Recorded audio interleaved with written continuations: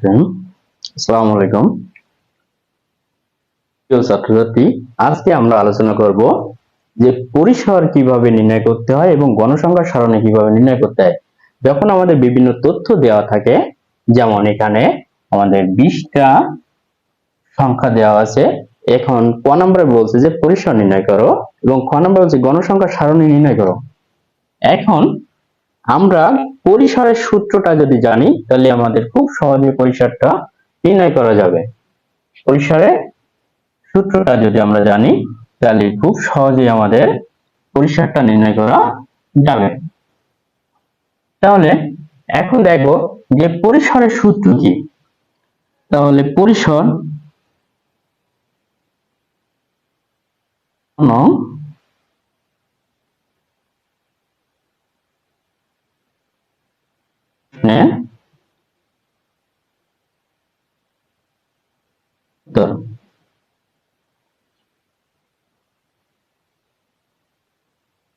পরিসর সমান সর্বোচ্চ সংখ্যা বিয়োগ সর্বনিম্ন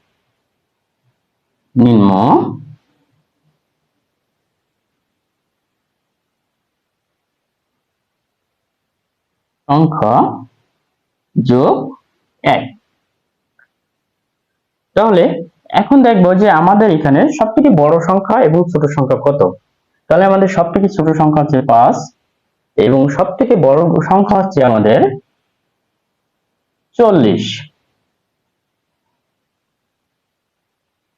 তাহলে আমাদের সর্বোচ্চ সংখ্যা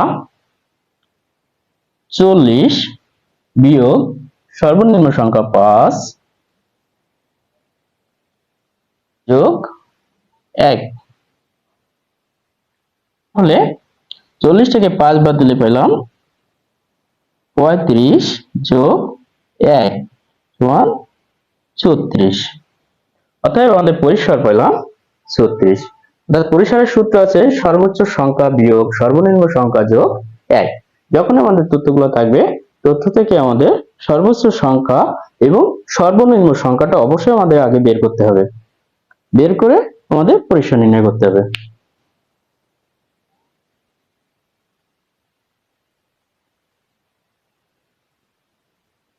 এখন আমরা নির্ণয় করব গণসংখ্যা সারণী। গণসংখ্যা সারণী।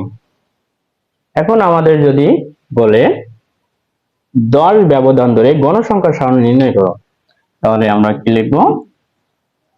খ নাম্বার 10 শ্রেণী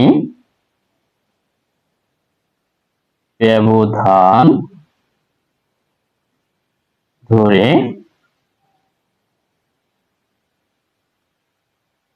গণসংখ্যা সারণী নির্ণয় করা হলো। গণসংখ্যা সারণী নির্ণয় করতে গেলে আমাদের প্রথমে ঘরটা কাটতে হবে। প্রথমে হচ্ছে আমাদের শ্রেণী সংখ্যা, প্রথমে শ্রেণী সংখ্যা, ট্যালি সংখ্যা, তারপরে গণসংখ্যা। এখন প্রশ্ন আছে যে আমরা কয়টা ঘর কাটবো। তাহলে আমাদের প্রথমে আছে শ্রেণী সংখ্যা, শ্রেণী হচ্ছে ট্যালি,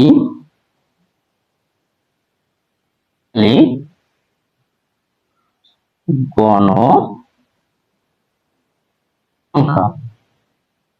এখন আমাদের প্রথম আছে সর্বনিম্ন সংখ্যা 5।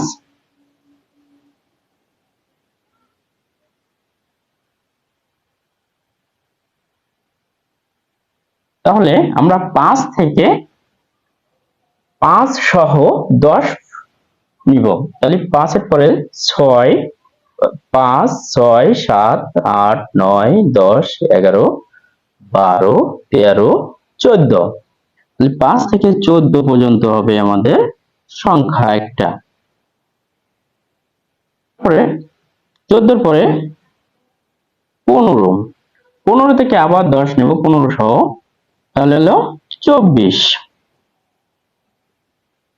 24 এর পরে 25, 25 থেকে আবার 10 নেব, তাহলে 25 এর পরে 10 নিলে হচ্ছে 34,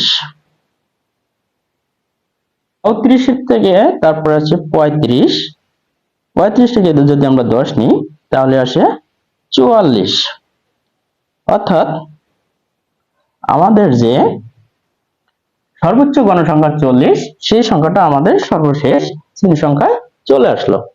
এখন প্রশ্ন আছে যে 5 থেকে 14 যে সংখ্যাটা, এর ভিতরে কয়টা সংখ্যা আছে, এটা কি আমরা একটা একটা করে গুণে বের করব নাকি আমাদের সিস্টেমে টেকনিক করে বের করব? যদি 5 থেকে 14 এই পর্যন্ত সংখ্যা বের করতে যাই, তাহলে দেখা যাচ্ছে যে প্রত্যেকটা লাইন আমার না হলেও 4 থেকে 5 বার করে গুনতে হবে, পরীক্ষা করতে হবে। কিন্তু আমরা যদি একটা সংখ্যা একবারই ব্যবহার করি, তাহলে আমাদের একটা সংখ্যায় একবারই ব্যবহার করব, তাহলে আমাদের কোনো কষ্ট হবে না, প্লাস সময়ও বেঁচে যাবে। তাহলে আমাদের প্রথম সংখ্যাটা আছে 5, তাহলে 5 আছে প্রথমের ভিতরে, একটা দাগ দিব। তার দ্বিতীয় সংখ্যা আছে 10, 10 আছে এক নম্বর লাইনে, একটা দাগ। 20, 20 আছে দ্বিতীয় নম্বর লাইনে, একটা দাগ। 30, 30 আছে তৃতীয় নম্বর লাইনে, একটা দাগ। তারপর 40, 40 আছে শেষ লাইনে। 15, 15 আছে এখানে, 15 পরে 20, 20 আছে আমাদের এই লাইনে। 20 এর পরে 25, 25 আছে এই লাইনে।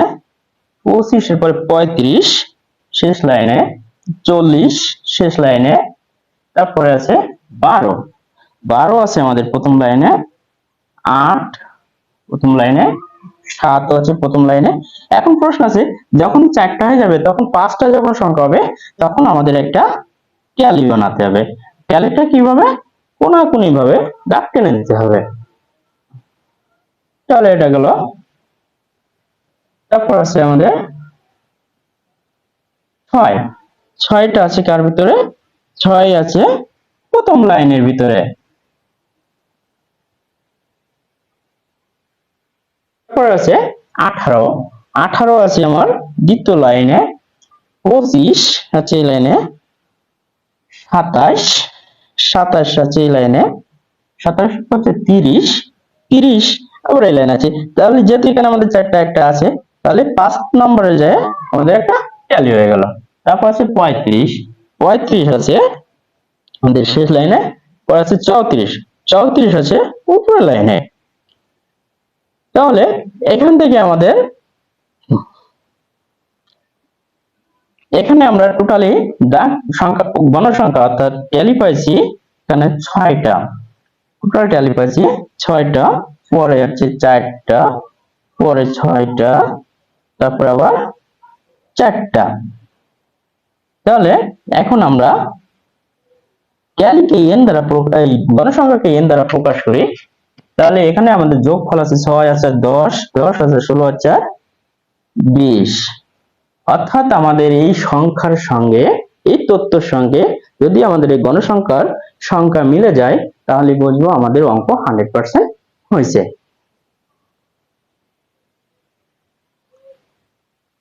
তাহলে আমরা আমাদের যে ট্যালির অঙ্ক অর্থাৎ শ্রেণী ব্যবধান যদি আমাদের দেওয়া থাকে 10 ধরে বা 5 ধরে বা 20 ধরে বা 15 ধরে, যেভাবে বলবে আমরা সেভাবে প্রথমে শ্রেণী সংখ্যাটা নির্ণয় করে নেব। তারপরে ট্যালি যখন বের করব, দেখবো একটা সংখ্যা, ওই সংখ্যাটা কোন শ্রেণীর ভিতরে আছে সেই লাইনে একটা করে দাগ দিব। তাহলে আমাদের কোনো কষ্ট হবে না। তাহলে একটা সংখ্যা আমাদের দুইবারে দেখার প্রয়োজন হবে না। এই ভিডিওটা যদি ভালো লাগে তাহলে লাইক করবা, এবং আমার ভিডিওটা যদি ভালো লাগে প্লিজ সাবস্ক্রাইব করবা।